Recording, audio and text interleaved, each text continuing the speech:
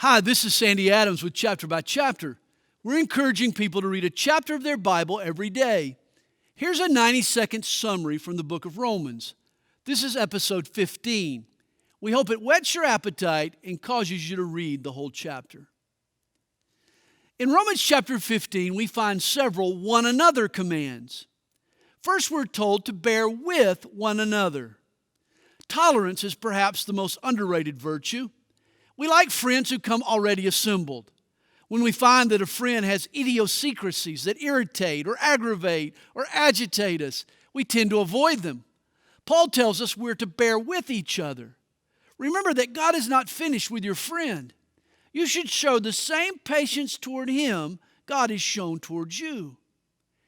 We're also commanded to receive one another. That sounds easy until it requires us to open our circle to people of a different stripe or type. The Jews withdrew from the Gentiles because they were not our kind of people. Thank God there is no exclusivity in Christ. The doors of the church should be open to all. Finally, Paul tells us to admonish one another.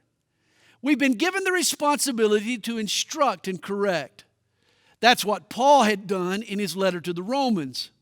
But there were two areas where Paul was careful not to infringe. He refused to teach what he had not personally experienced, and he had never preached uninvited from another pastor's platform.